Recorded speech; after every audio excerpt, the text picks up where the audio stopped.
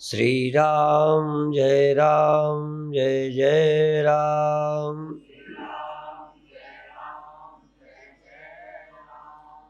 सच्चिदानंद भगवान की, सनातन धर्म की। सब कुछ प्रकृति से होता है, पर पशु उसका विश्लेषण नहीं करता। बचपन में भी हम सब इंद्रियों का उपयोग करते थे, लेकिन ये कैसे दिखना सुनना होता है उसकी वैज्ञानिक प्रक्रिया नहीं सोचते, नहीं समझते। मैं का आत्मा का अनुसंधान करने के लिए एक अन्वय और व्यतिरेक पद्धति है। आँख कान नहीं है, कान आँख नहीं है, आँख कान नाक नहीं है, नाक कान और आँख नहीं है। ऐसे ही रसना माने हर इंद्रिय चार से भिन्न है। लेकिन आपके बिना न आँख काम करती है, न कान काम करता है, न रसना काम करती है, न घ्राणेन्द्रिय काम करती है, न त्वचा काम करती है। तो आप अनिश्चित हैं। जैसे मिट्टी का या खाण का कोई खिलौना बनाए, थोड़ी देर उसी खाण का एक ऊंट बना दे, एक हाथी बना दे, कुत्ता बना दे, सुअर बना दे, तो चीनी हर खिलौने में है, पर एक खिलौना दूसरे में नहीं है। सुअर गधा नहीं है, गधा कुत्ता नहीं है, कुत्ता बिल्ली नहीं है, क्योंकि वो उसी शकल का नाम कुत्ता बिल्ली है, उसको दूसरा नाम नहीं दे सकते। पर चीनी कुत्ते की शक्ल में, गधे की शक्ल में, सुअर की शक्ल में है। ऐसे ही आंख कान नहीं है, लेकिन आप या तो आंख भी है, या कम से कम आपके बिना आंख काम नहीं कर सकती, आपके बिना काम नहीं कर सकता। आपके बिना नाक सुगंध लेने का काम नहीं कर सकती। इसका मतलब आपका ज्ञान अनिश्चित है। आप जो ज्ञाता है, आपका ज्ञान, आप ही का ज्ञान आंख में है, पर वहां देखना बन जाता है। आपका ज्ञान आंख में देखना बन जाता है, आपका ज्ञान कान में सुनना बन जाता है। जैसे बिजली पंखे में गति पैदा करती है, मशीनें चलाती है, बल्ब में रोशनी करती है। रोशनी करना, पंखा चलाना एक ही बिजली का काम है। एनर्जी जो है पंखे में और बल्ब में एक ही है। बल्ब का गुण पंखे का गुण भिन्न है। बल्ब के भिन्नता से वही बिजली उसमें रोशनी करती है, पंखे में गति करती है, चलाती है। ये जो भिन्नता है उपाधि वस्तु में है। जैसे गहने की रचना की भिन्नता से कोई कान में पहना जाता है, कोई नाक में, कोई गले में। ये भेद सोने का नहीं है, ये उस रचना का, उपाधि का है। ऐसे ही सुनना आपका ही, आप ही कान में सुनते हैं। आपके बिना कान में सुनना संभव नहीं है। आप एक तरह से एनर्जी हैं, आप एक तरह से शक्ति हैं जो आँख से दिखने लगता है। यद्यपि देखने की विशेषता नेत्र में है, जैसे रोशनी करने की विशेषता बल्ब में है, चलने की विशेषता पंखे में है, पर ये दोनों काम जो निष्पन्न होते हैं वो बिजली की उपस्थिति में होते हैं, उसकी गैर हाजिरी में नहीं। ऐसे ही आपकी हाजिरी के बिना आंख नहीं देखेगी, आपकी उपस्थिति के बिना कान नहीं सुनेगा, आपकी उपस्थिति के बिना स्वाद नहीं आएगा। तो आप हर इंद्रिय में अनुस्यूत होते हैं, यद्यपि जाते हैं। आप ध्यान द्वारा जिस इंद्रिय में जाते हैं वो काम होता है। इनका परस्पर व्यतिरेक है, इनकी परस्पर भिन्नता है, पर तुम्हारी इन सब से अभिन्नता है। इन सब में तुम्हारा होना जरूरी है। ये एक ध्यान की पद्धति है, या मैं कौन हूं इसके निर्णय के लिए ये आवश्यक है समझना। आप यदि आंख होते तो फिर आप न सुनते, क्योंकि आंख का काम देखने भर का है। यदि बिजली बल्ब होती तो सिर्फ रोशनी करती, फिर वो पंखा नहीं चलाती। लेकिन बिजली ना तो पंखा है, बिजली ना तो बल्ब है, वो दोनों में है और दोनों ही नहीं है। आप कान नहीं है पर आप कान में है। कभी कभी मेरे गुरुदेव ऐसे समझाते थे, ए में मैं हूं, ए में इसमें, पर वो जान के ए में बोल देते थे। इसमें मैं हूं, ए में मैं हूं, ये मैं नहीं हूं। इसमें मैं हूं, ये मैं नहीं हूं। और भी समझे समझाने के लिए कि वो शक्कर चीनी खिलौने में है, पर चीनी खिलौना नहीं है। क्यों नहीं कहते खिलौना में है, खिलौना नहीं है? क्योंकि खिलौना मिट जाएगा, मिटा दिया जाए तो भी चीनी रहती है। यदि चीनी और खिलौना एक ही हो तो खिलौना मिटे, खिलौना मिटाए तो खाड़ मिट जानी चाहिए। यदि मिट्टी और घड़ा दोनों एक है, कुछ तो भिन्नता है। यदि दोनों एक है तो घड़ा हमने मिटा दिया, मिट्टी मिट गई? बोलो, नहीं मिटी।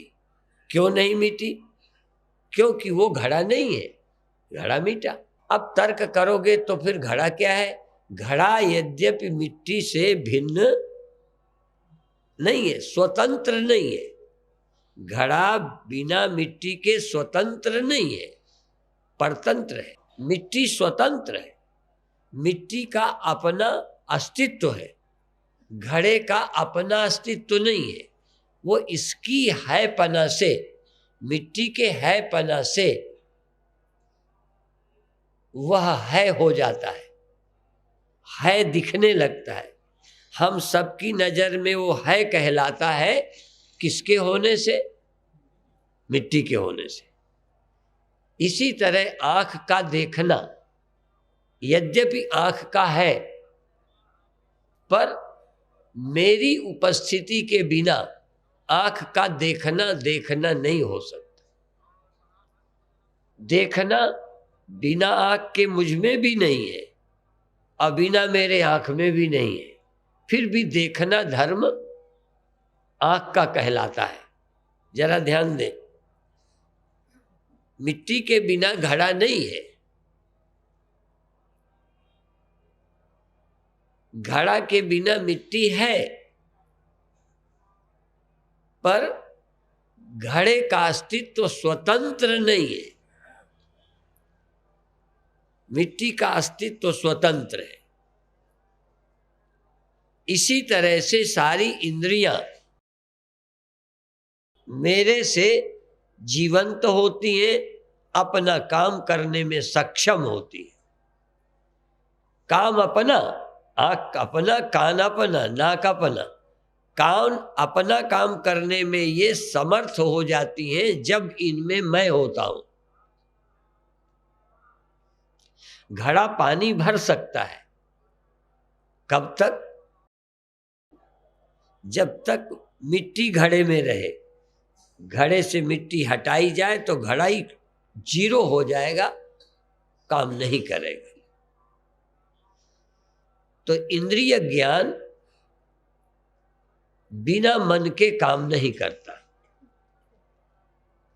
अभी मैं शब्द हमने मन के लिए किया, क्योंकि अपने मैं को पाने के लिए जो मैं टेम्परेरी है, जो छोड़ी जा सकती है, पहले उसको छोड़ेंगे।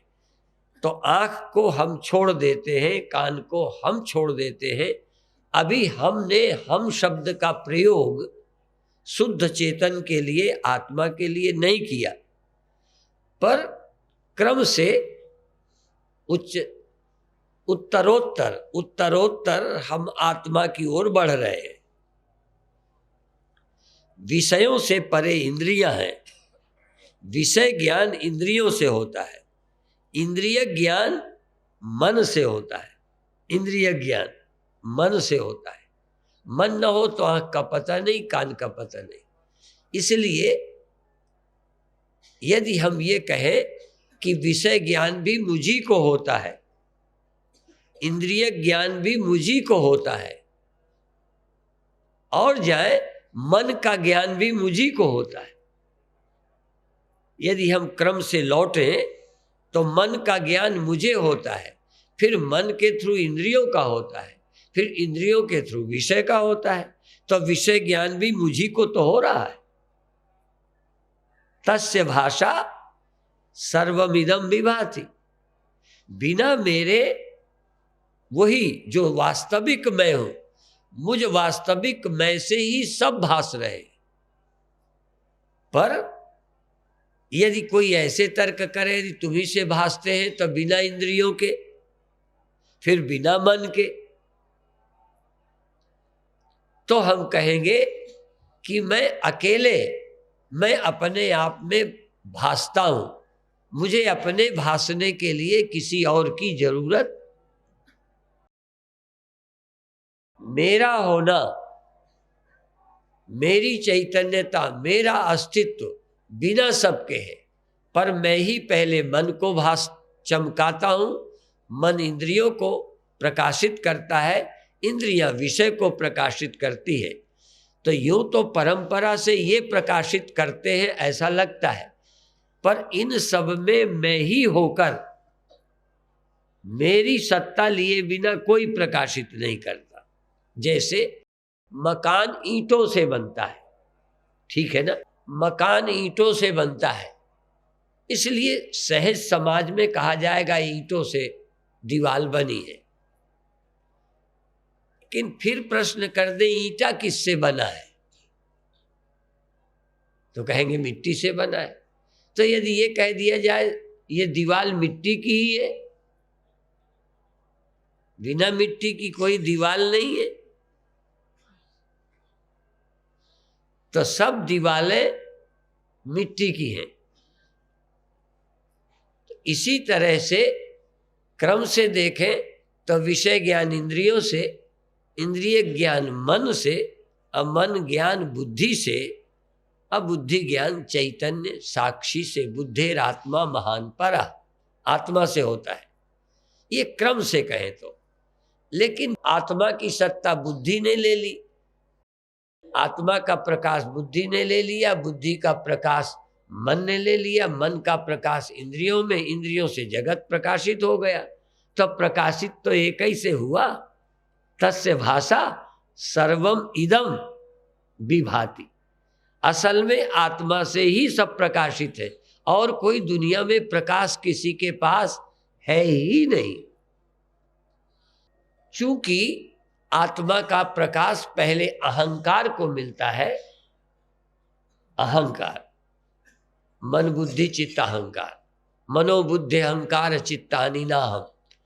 ये चैतन्य पहले मैं को चमकाता है, अहंकार को, तब उस चेतन का नाम मैं हो जाता है, या उस चेतन सीमित हो जाता है। जो सर्वत्र था वो एक जगह कब दिखने लगा? जब अहंकार के साथ। वो जो व्यापक चैतन्य, निर्विकल्प चैतन्य, सर्वाधिष्ठान चैतन्य, अनादि अनंत चैतन्य जब मन में, बुद्धि में, अहंकार में चमका तो एक जगह और अनेक अनेक चेतन क्यों लगने लगे? अनेक शरीरों में, अनेक मनों में अनेक अहम अहम करके फुलने लगा। तो अहम की सीमितता के कारण आत्मा सीमित लगने लगा और आत्मा का प्रकाश इंडिविजुअल, मेरा ज्ञान लगने लगा। मैं ज्ञानी बन गया, तुम ज्ञानी बन गए, जबकि मैं तुम दोनों उपाधि मात्र है। जैसे हजारों घड़े सकोरे, वो कहे मैं पानी भरता हूं, वो कहे मैं ये काम करता हूं, ये काम करने वाले मूल रूप में तो मिट्टी से है, लेकिन उपाधि के कारण ये अलग है, वो अलग है, वो अलग है। ऐसे ही एक ही चैतन्य ब्रह्म परमात्मा अलग अलग अंतःकरणों में अलग अलग मैं करके मालूम पड़ते हैं। इसलिए कितने ज्ञाता हो गए? लाखों, करोड़ों, असंख्यों ज्ञाता है, जबकि चेतन एक है। चेतन एक, ज्ञाता अनेक। ज्ञाता उपाधिक है, इसलिए एक चेतन ज्ञाता बनके अनेक ज्ञाता और अलग अलग ज्ञाता, अलग अलग ज्ञान, अलग अलग ज्ञाता, अलग अलग ज्ञान है, पर वास्तविक ज्ञान, वास्तविक चेतन एक है। इसलिए चेतनस चेतना नाम एको बहुनाम यो व्यदधाति कामान। एक ही चेतन सबको चेतन किए हुए। जैसे आग लोहे को गर्म कर दे, लाल कर दे, फिर अलग अलग लोहे अलग अलग जलाने का काम करे। एक बिजली बल्ब जला दे, फिर अलग अलग बल्ब अलग अलग जगह रोशनी कर रहे हैं। तो बल्बों की दृष्टि से अलग अलग कमरों में अलग अलग बल्ब रोशनी करते हैं, पर लेते कहां से हैं? और भी प्रश्न होगा कि भी बिजली डायरेक्ट रोशनी कर दे बल्ब की क्या जरूरत? अब यही भी एक है कि वो डायरेक्ट सीधा किसी को रोशनी करे तो किसी के थ्रू करेगी। बिजली अपने आप में अपने स्वभाव रखती है, पर रोशनी करने को किसी बल्ब का सहारा लेती है। तो और को प्रकाशने के लिए, और को, अपने आप वो स्वयं प्रकाश है, वो स्वयं प्रकाश है, पर दूसरे को प्रकाशने के लिए अंतःकरण के थ्रू, बुद्धि अंतःकरण के थ्रू इंद्रियों को, इंद्रियों के थ्रू जगत को, विषय कहो चाहे जगत कहो, जगत इंद्रियों से प्रकाशित, इंद्रियां मन बुद्धि से प्रकाशित, मन बुद्धि चैतन्य से प्रकाशित है। वो चैतन्य दुनिया भर में एक है, पर चूंकि बुद्धि के थ्रू प्रकाशता है, तो जहां जहां बुद्धि उतने प्रकाशक। कितने प्रकाशक? करोड़ों प्रकाशक,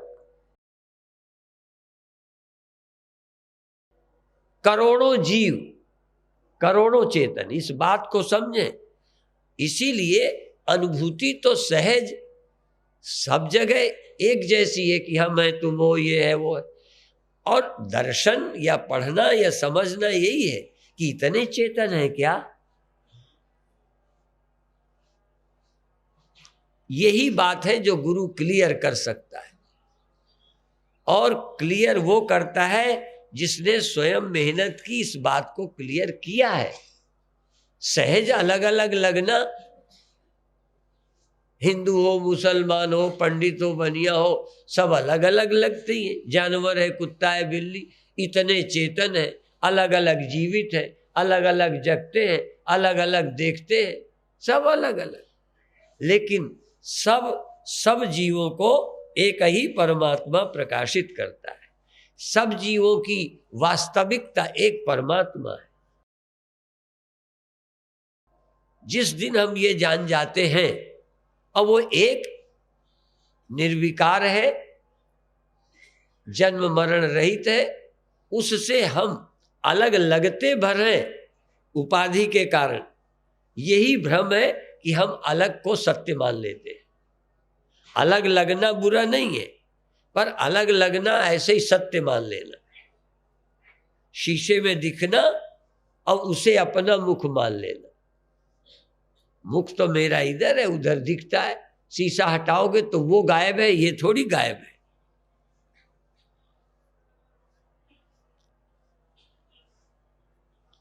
शीशा ऐसे ले लो, ऐसे ऐसे करो।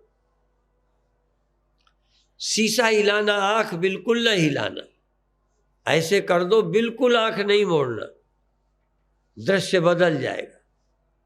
दृश्य बदल गया, दृश्य बदल गया, दृश्य बदल गया। नजर बिल्कुल नहीं हमने हिलाई, शीशा हिलाया और नजारा बदला।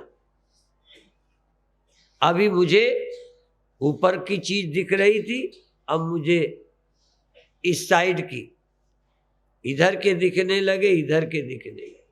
क्या बदला? शीशा। शीशे ही चेंज होते हैं। पुतली इधर कर दी, पुतली घुमाई, नजर इधर, पुतली घुमाई, नजर इधर, पुतली घुमाई, घुमाया पुतली, नजर, प्रकाश बदल गया। इधर के बजाय प्रकाश, नेत्र का प्रकाश इधर जाता था, इधर चला गया। क्या चेंज किया? पुतली। इसी तरह बुद्धि चेंज की, वो जागृत में आई, ये जगत दिखने लगा, स्वप्न में गई, वो दिखने लगा, नींद में गई, न दिखने लगा। चेंज कौन हुआ? बुद्धि। चैतन्य को चेंज करने की ताकत ही किसी में नहीं है। स्वयं चेतन अपने को नहीं चेंज कर सकता, और उस चेतन को दूसरा भी कोई दुनिया में ताकतवर नहीं जो उसे चेंज कर। वो अपरिवर्तनशील है, अनचेंजेबल है, अविकारी है, अपरिणामी है। उसमें कोई भी रंच मात्र का फर्क नहीं पड़ता। वही बदला बदला सा उपाधियों में दिखता रहता है। जो दिखने के अनुसार मानता है वो बुद्धू है। जो इस दिखने की सच्चाई को खोज लेता है वो बुद्ध है। दो ही लोग हैं, या तो बुद्ध है या बुद्धू है। जैसा दिखता है ऐसा ही सत्य है, मानने वाले मूर्ख हैं। जैसा दिखता है इसमें और कुछ देखना बाकी है। विनश्यत्सु अविनश्यंतम यह पश्यति स पश्यति। इस विनष्ट होने पर, चेंज होने वाले पर जो अनचेंजेबल को देख लेता है, मरने वाले में जो अविनाशी को देख लेता है, इस विकारी में जो निर्विकार को देख लेता है, इस परिणामी में जो अपरिणामी तत्व को देख लेता है, वही ज्ञानी है। इतनी सी बात है। और ये केवल ध्यान से भी नहीं समझ आएगी। कोई गुरु के द्वारा ध्यान करोगे तो ध्यान में भी सच्चाई मिलेगी, नई रोशनियां मिलेंगी, नाद आवाजें मिलेंगी, मन लगेगा, आनंद मिलेगा। अच्छा, बिना गुरु के जानवर सेक्स संबंध करते हैं, उन्हें सुख नहीं मिलता होगा। तुम बिना शास्त्र पढ़े, कोक शास्त्र बिना पढ़े, तुम्हें काम सुख नहीं मिलता। तुम्हें बिना गुरु के नमकीन मीठा नहीं लगता। तो इंद्रिय ज्ञान तो बिना गुरु के भी होगा। अतीन्द्रिय सत्य को समझने के लिए गुरु की जरूरत है। सहज में पैदा हुआ हूं, जगा हूं, सो गया हूं, यही सत्य है। मैं कभी नहीं सोता, कभी नहीं जगता, कभी नहीं आया, कभी नहीं जाता, कभी विकार नहीं, कभी जीवन में मेरे जन्म मृत्यु नहीं। इस रहस्य को जानने के लिए गुरु की उपदेश की आवश्यकता है। जैसा लगता है वैसे ही मान लेना, इसमें क्या है? प्रत्यक्ष में प्रमाण की क्या जरूरत, अनुभूति प्रमाण है। अनुभूति प्रमाण है तो दुखी हो, तो पैदा हुए हो, जगते सोते हो। अनुभूति प्रमाण नहीं है, इस अनुभूति का भी कोई और है जिसके कारण ये अनुभूति है, और वो इस अनुभूति से विलक्षण है। विकार भ्रांति है, विकार सच्चाई नहीं है। जन्म मरण भ्रांति है, कर्ता भोक्तापना भ्रांति है, आवागमन भ्रांति है, विकार की भ्रांति है, सच्चाई नहीं है। विकार मालूम पड़ता है पर उसको जो विकारी नहीं है। तो जो विकारी नहीं है उसे ये भी देखना चाहिए, मैं विकारी नहीं हूं, विकार की सिर्फ प्रतीति है। मैं अपरिणामी नहीं हूं, परिणाम की सिर्फ प्रतीति हो रही है। जन्म मरण केवल प्रतीति है, वास्तविक नहीं, इसलिए यह स्वप्नवत है। इस सच्चाई को समझना, गुरु से भी समझ लो। यदि गुरु के द्वारा भी समझ लो तो बधाई के पात्र हो, बिना गुरु के तो समझ ही नहीं सकते। गुरु मिलने पर भी समझ आ जाए, हाँ, तो भी आश्चर्य है। गुरु बनाने पर भी, गुरु की बात सुनने पर, कई तो गुरु ही भर बनाते हैं, आगे काम नहीं।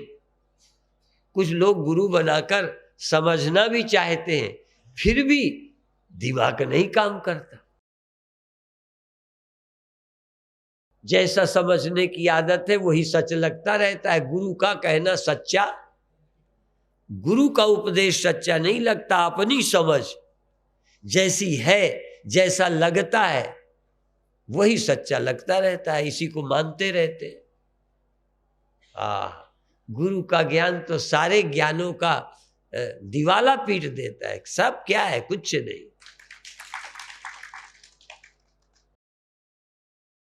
ब्रह्म ज्ञान सो ज्ञान नहीं, और ज्ञान अज्ञान, और ज्ञान ब्रह्म ज्ञान, ब्रह्म ज्ञान ही ज्ञान है। ब्रह्म ज्ञान के अतिरिक्त और ज्ञान केवल मात्र भ्रम है, स्वप्न है। लगता है कि हाँ ज्ञान है, ज्ञान नहीं, ज्ञानाभास है। ज्ञान तो केवल औपनिषदक है। इसलिए हम किसी मत के विरोधी नहीं, पर एक बात दावे से कहते हैं, हम उपनिषद ज्ञान के समर्थक हैं, किसी बाबा वैरागी के ज्ञान के समर्थक नहीं। अब किसी को कोई एक्सपीरियंस हो जाए, अरे हमको तो ये हुआ बहुत अच्छा है, कोई विवाह करके भी सुखी है, बधाई है। नहीं तो कई तो विवाह भी करके पछता रहे, क्योंकि उसके लायक भी नहीं है। कई खा नहीं सकते, खा के भी रो रहे हैं। मैं नहीं कहता कि सब व्यर्थ है, पर इतना जरूर कह सकता हूं कि ये एक्सपीरियंस सुख के दुख के हो जाना, ये कोई विशेषता थोड़ी है। ये तो सहज है, सहज लग जाता है। किसी दिन भोजन अच्छा बनता है, अच्छा लगता है, अभी भी लगता है, हमें भी लगता है। ठंडी लगती, गर्मी लगती, ये प्राकृतिक लगना वैसा ही है। फिर भी ये परिवर्तन भी आज भी, जैसे जो वैज्ञानिक खोज चुके हैं कि पृथ्वी बोलो गोल है, उनको यदि यहां बिठाएं तो चपटी दिखेगी कि गोल? तो आंखों से तो वैज्ञानिक को भी वैसे ही दिखती है। हमें पता है आकाश क्षितिज कहीं रखा नहीं है, तो जान लेने के बाद हमको ऊपर उठा दिखता है। ज्ञान के बाद व्यवहारिक दिखना बंद हो जाता है। ज्ञान के बाद भी जगना सोना उसी तरह, फिर भी मैं जगता सोता नहीं। ये नहीं है कि जगना सोना बंद होगा तब हम जानेंगे कि हम आत्मा है। जब देह में परिवर्तन बंद हो जाएंगे तब हम निर्विकार हैं। इस सभी परिवर्तनों में अपरिवर्तनशील अनुस्यूत है, सबका व्यतिरेक है, सब जाते आते हैं, सिवा मुझ चेतन के। सब में चेंज होता है, चिदाभास में भी परिवर्तन की प्रतीति जगने सोने की होती है, आने जाने की होती है, इधर से उधर होता है। जैसे यहाँ पुतली शीशा घुमाने की बात कही, ऐसे ही अंतःकरण जिधर को होता है उधर का ज्ञान होने लगता है। प्राकृतिक रूप में अंतःकरण जागृत अवस्था में रहता है, जगत दिखने लगता है, स्वप्न दिखने लगते हैं, नींद आ जाती है। लेकिन जैसे शीशा मुड़ता है नजर नहीं, ऐसे ही यहाँ पुतली मुड़ती है मन नहीं, ऐसे ही अंदर मन मुड़ता है चेतन नहीं। उस सत्य को जानो कि हाँ, ये जो परिवर्तन प्रतीत होता है बिना मेरे नहीं होता, ये परिवर्तन भी बिना मेरे नहीं होता, पर मेरा परिवर्तन नहीं होता। ये समझना है, और ये कोई जानवर नहीं समझ सकता, क्योंकि वो अनुभूति को ही सत्य मानता है। जो मालूम पड़ता है उसको सत्य मानता है, अनुभूति प्रमाण। तो अनुभूति तो जगने सोने की सबको होती, कितना ध्यान लगा लो, ध्यान में परिवर्तन का अनुभव होगा ही होगा, कभी गहरा कभी हल्का। तो परिवर्तन ध्यान वाले का होता है, समाधि सदा नहीं रहती, जाती है। तो जो जाता आता है उसका साक्षी कौन है? बिना गुरु के समाधि वाला भी फंसा ही रहेगा। इसलिए जे 100 चंदा उगो सूरज चढ़े 1000, एते चानन होनिया गुरु बिन घोर अंधार। गुरु बिन घोर अंधार, गुरु बिन समझ ना आवई, गुरु बिना सुरत न सिद्ध, गुरु बिन मुक्त न पावई। ये है गुरु बिन मुक्त न पावई। अब गुरु बिना मुक्त न पावई सब कहेंगे कि तुम मंत्र ले लो। ये मंत्र लेने वाली जो बीमारी चल पड़ी है, इस रोग से बहुत समाज पीड़ित। गुरु बिना उद्धार नहीं हो सकता, पर गुरु का मतलब मंत्र लेना नहीं होता।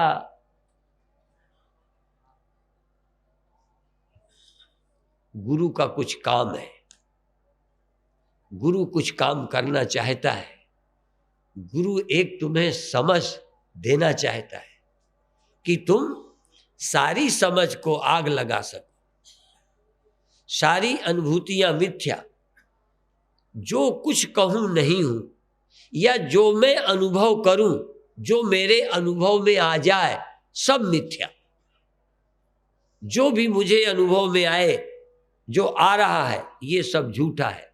केवल इन सब का अनुभवी साक्षी ही परम सत्य है। साक्षी शिवोहम, सतचित आनंद, सतचित आनंद साक्षी शिवो। बाकी जगना सच नहीं, सोना सच नहीं, स्वप्न सच नहीं, दुख सुख सच नहीं, समाधि सच नहीं। इन सब का अधिष्ठान, जिसके कारण सब, जिसको ये सब हुए, वो अनुभवी, वो चित स्वरूप सत्य है, बाकी कोई सत्य नहीं है। समझो, आप भाग्यशाली हो जहां अर्ध कुंभ के पावन पर्व में त्रिवेणी संगम का स्नान किया है, संतों के दर्शन किए हैं, इस पवित्र भूमि में कष्ट उठाकर यहाँ समय दिया है। पर इस श्रवण से बड़ा दुनिया में कोई पुण्य नहीं है। ये श्रवण परम पुण्य है। इससे तो पुण्य भी कुछ नहीं। और मेरे जानते पुण्य भी छोटा पाप है, मेरे जानते। बड़ा से बड़ा पुण्य भी छोटा पाप है, और बड़े से बड़े पाप में भी थोड़ा पुण्य है। पाप और पुण्य ये अंतःकरण के हैं। इस अंतःकरण को अपना बनाना, इस देह को अपना बनाना, यदि दुनिया में कोई पाप है तो ये है। पहले भी बोला, देह को मैं मानना, अंतःकरण को मैं मानना, सबसे बड़ा ये पाप है, सबसे बड़ा। इससे बड़ा कोई पाप और निष्पाप को, परम शुद्ध को, अपाप विद्ध परम तत्व को पापी बना देता, मरने वाला, अविनाशी को मरने वाला बना देता, अविकारी को विकारी दिखा देता। ये अंतःकरण, ये देह को मैं मानना सबसे बड़ा ये पाप है। निष्पाप को पापी बना देता, यही संताप है। निष्पाप को पापी दिखा देता। और मैं ब्रह्म हूं, मैं चैतन्य हूं, मैं सर्वाधिष्ठान हूं, मैं ब्रह्म हूं, मैं ब्रह्म हूं, ये जाप उत्तम जाप है। सब पाप इसके, मैं देह हूं, मैं मन हूं, सब पाप इसके पुत्र हैं। मैं देह हूं, मैं मन हूं, सब पाप इसके बेटा है। मुख्य पाप तो यही है कि ये मैं हूं। दुनिया में सब पापों की जड़ है, सब भ्रांतियों की, दुखों की जड़ है अपने को ब्रह्म न जानकर मन, देह, इंद्रियां अपने को मानना। तो निष्पाप को पापी बना देता। कौन? क्या? मैं देव हूं, सब पाप इसके पुत्र है, सब पाप का ये बाप है। क्या? मैं देव हूं। और फिर पुण्य क्या है? देह मैं नहीं हूं, मन मैं नहीं हूं, परिवर्तन मेरा स्वरूप नहीं है, मुझ चेतन में कभी कोई चेंज नहीं होती, ये कभी चलता नहीं, अचल है, चलना वृत्ति आदि है, ये व्यापक है। व्यापक कैसे चलेगा? आकाश को चला के दिखा दो, आकाशवत सर्वगतश्च नित्या। तो अचल, ये चलता नहीं, विकारी नहीं। तो ये अज्ञान से अपने को विकारी मानना, तो अज्ञान पाप है। अब अंत में बताऊं, अज्ञान से बड़ा कोई पाप नहीं है और ब्रह्म ज्ञान से बड़ा कोई पुण्य नहीं है। तो अब कैसे चिंतन करोगे, ये ध्यान कैसे करोगे कि मैं ब्रह्म हूं? आंख बंद करके, उजेला देख के, ये ध्यान जो है, ये उर्ग्रह बैठ ग्रंथि निवारा, बैठो मैं कौन हूं, ये क्या है? तुरंत ही। एक दिन मैंने बताया था कि बीच में एक चीज रखते, मान लो गेंद रख दी, एक गोला बनाया, एक उठाने के लिए, एक उठाने वाले को पकड़ने के लिए घूम रहे हैं। खेलते थे छोटे में, प्राइमरी में खिलाते थे, चारों तरफ घूम रहे हैं, हम भी घूम रहे हैं, वो भी घूम रहा। वो उठा के भागेगा और उसके उठाने के पहले छूने का कोई, जब तक चोरी न करे पकड़े क्या, तब तक हम हाथ नहीं लगाएंगे, जब तक वो गेंद को हाथ, और गेंद को हाथ लगाए तुरंत ही मारो तो तुम जीत गए, यदि वो ले गया तो तुम हार गए। तो जब तुम्हारे अंदर बुद्धि में ये मैं हूं आए, तुरंत सावधान, ये मैं नहीं हूं। खेल की तरह ये आएगा कि ये हूं, तो मन लगो साक्षी कौन है, ये बदला, तुम कौन हो, तुम बदले हो क्या? तुरंत ही निर्णय करना, प्रतिबोध विदितम। इतना सावधान रहो जितना खिलाड़ी। खेल है ये भी। तुम्हारी बुद्धि में बार बार पुरानी आदत आएगी, तुरंत ही गुरु का वाक्य वहां ख्याल में आए कि तुम कौन हो। जन्म मरण का ख्याल आएगा, हानि लाभ का आएगा, जगने सोने का, भिखारी, पापी, पुण्यात्मा। थोड़े पुण्य करके फूल के लौटोगे, यहां से थोड़ा पुण्य करके जाओगे ना, तो गांव वालों, घर वालों पर अकड़ोगे, हम तो कुंभ मेला से आए हैं, तुम पापी हो, तुम तो कुंभ मेला में नहीं गए। इतनी अकड़ हो जाएगी कुंभ मेला के पुण्य की। और कई बेचारे पाप में दबे जा रहे हैं। पापम न पुण्यम सौख्यम न दुखम। पाप और पुण्य से ऊपर उठाने वाला अध्यात्म है, स्वर्ग और नरक से। इसलिए ज्ञानी स्वर्ग की बात नहीं करता, स्वर्ग पहुंचाने का प्रलोभन भी नहीं देता। कहते क्या करोगे, कुछ दिन के बाद मुंह लटकाए फिर यहीं आओगे। क्यों समय जाया करते हो स्वर्ग में? अच्छा है पर समय बर्बाद करोगे, काम तो होना नहीं। इसी तरह जो सुखों में लगे पड़े हो, थोड़े दिनों में लड़का न रहेगा, पति न रहेगा, पत्नी न रहेगी, ये न रहेगा, पद न रहेगा, क्यों 5 साल बर्बाद करते हो राजनीति में? कोई देश का काम करना होता तो जाते, पर अपनी लिप्सा के लिए गद्दी पे जाते हो, स्वर्ग जाते हो। स्वर्ग तुम्हें काम करने, उपदेश करने यदि भेजना पड़े कि जाओ वहां भी समझाओ तो चले जाना। तो स्वर्ग भोगने मत जाना, स्वर्ग वालों को मुक्त करने जाना। ये राजनीतिज्ञों की, पापियों के पाप का विध्वंस करने जाओ तो कोई बात भी है, तुम भी उन्हीं पापियों में शामिल होगे क्या? तुम उस सच्चाई को समझो। तुम्हें मनुष्य भी होना पड़े तो कृष्ण राम की तरह आदमी बन के आना। तारने के लिए आदमी बनने का शौक नहीं है, आदमी बन के कुछ भोगने नहीं आना, आदमी बन करके भोगियों को मुक्त करने आना।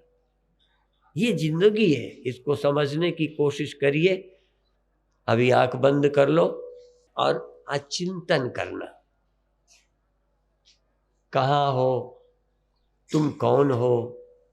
ये वृत्ति उठी, मन गया, किसने जान लिया? क्या बिना जाने मन का पता चल जाएगा गया? कोई जानने वाला ना हो, मन को कौन जान लेगा? भीतर है कि बाहर है, स्मृति बाहर की है कि भीतर की है, दुनिया में ध्यान है कि दुनिया के बिना कुछ है? ऐसे ही चिंतन। हम छोटे थे जब गुरुदेव के पास रहते थे, हम तो जानते, पढ़ते थे श्रवण मनन निधिध्यासन।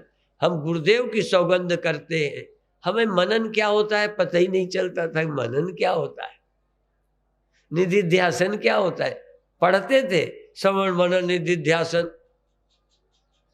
और भी श्रवण करना, युक्ति पूर्वक श्रवण करना, श्रुति के अभिप्राय को समझना, फिर वैसे ही मनन करना, और विपरीत तर्क आवे तो उनको काटना, अनुकूल तर्क करना, उसी के पक्ष के तर्क ढूंढना।